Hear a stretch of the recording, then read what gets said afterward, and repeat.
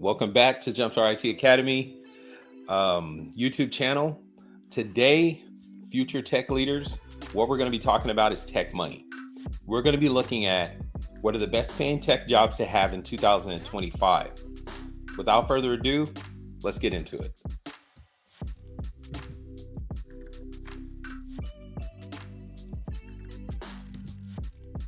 All right, so this article is going to be from Pluralsight. So it's no secret that IT professionals tend to earn higher salaries than non-IT roles, but not every discipline or role pays the same. That's why every year Pluralsight puts together a list of the top paying IT roles broken down by field, role, and experience so you can get a feel for the hottest careers to potentially chase in 2025. The list below is created from a meta-analysis of the industry resource sourced from thousands of tech professionals across the United States, as well as key insights from Pluralsight 2025 Tech Forecast Report. Keep in mind that salary ranges will differ significantly depending on your country and state. The figures below are in USD.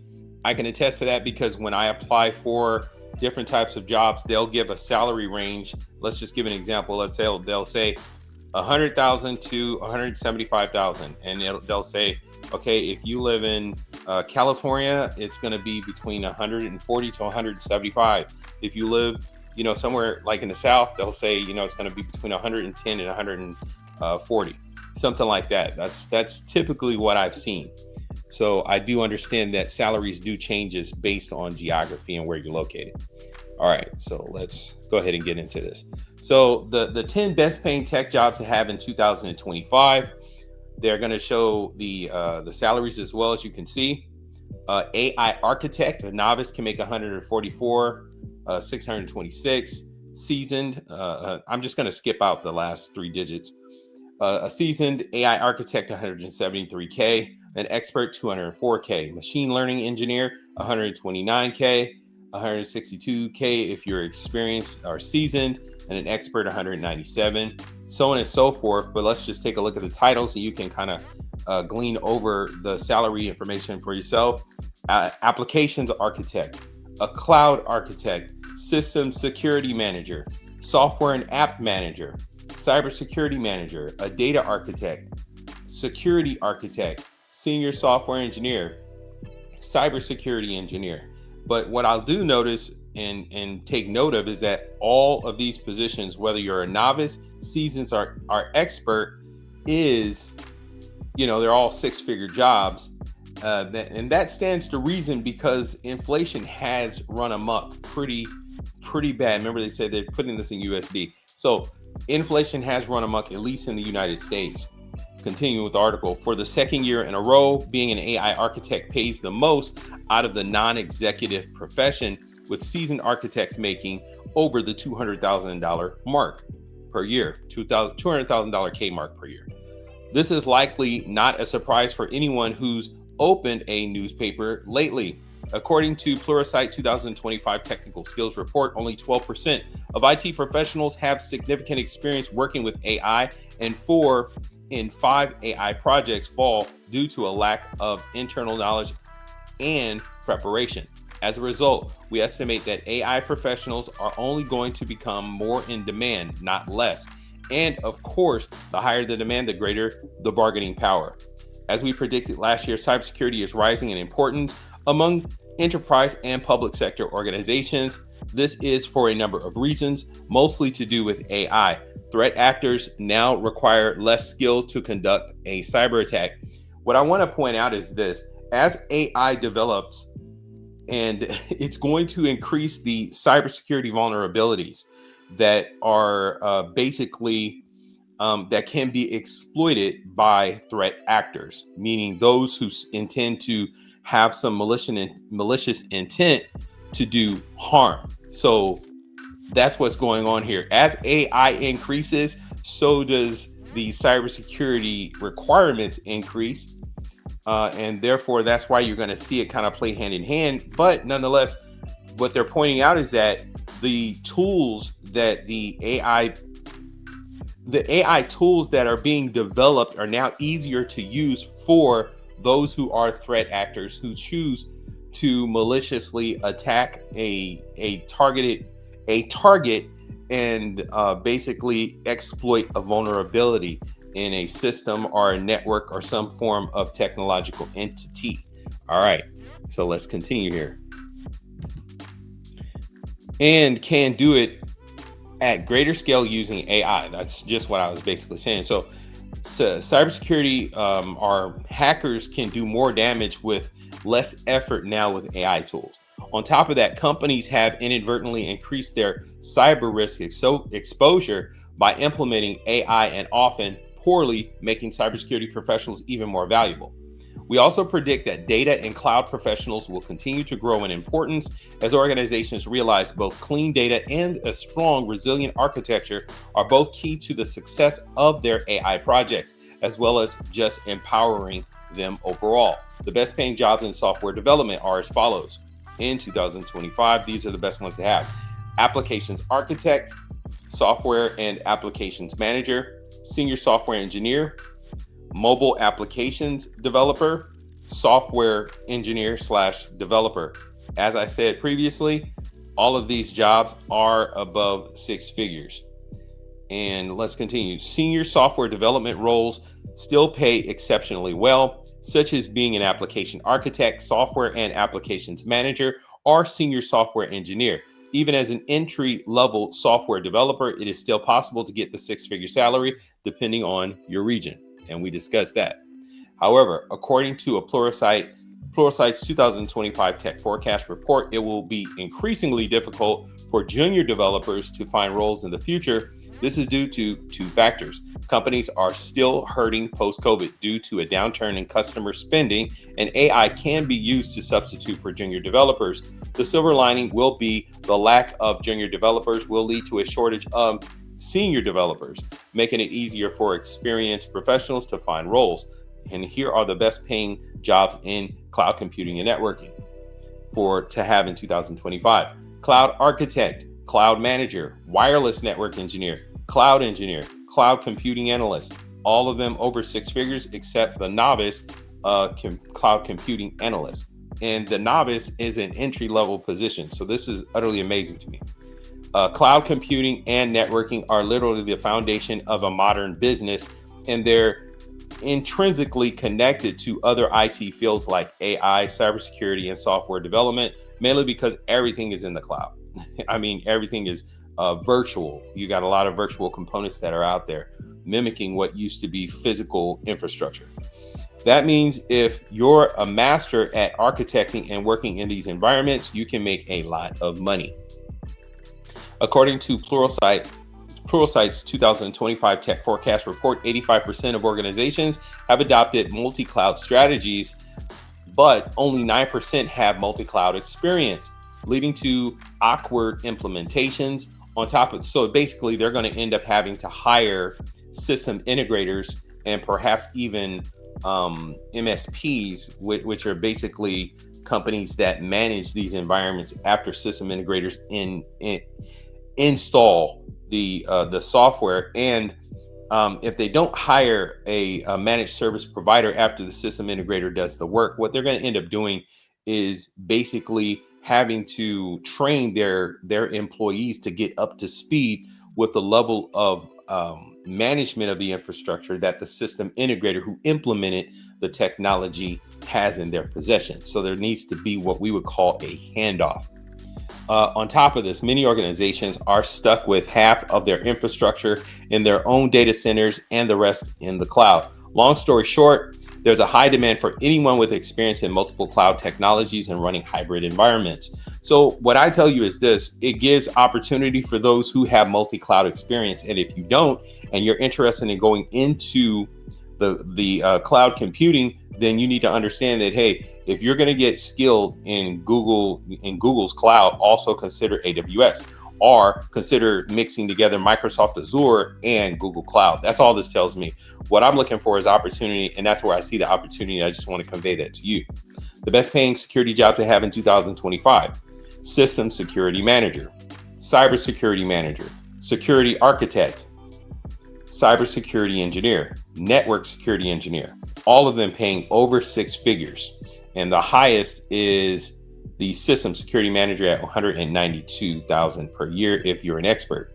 According to the World Economic Forum, there is a global talent shortage of cybersecurity professionals, which is predicted to reach 85 million by 2030.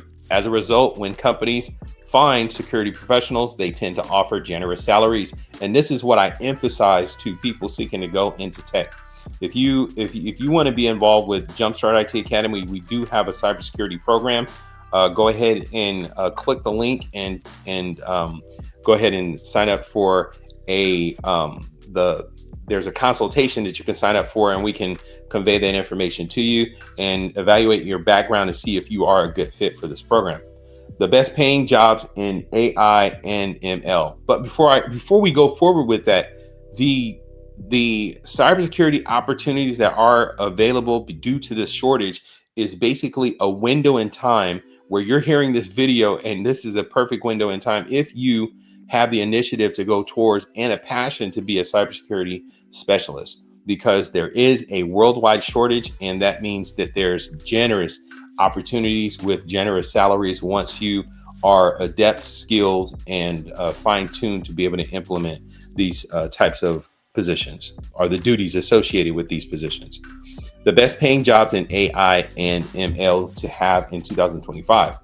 An AI architect, a machine learning engineer, data scientist, AI and ML analyst, all over 6 figures, with the highest being the AI architect at 204K.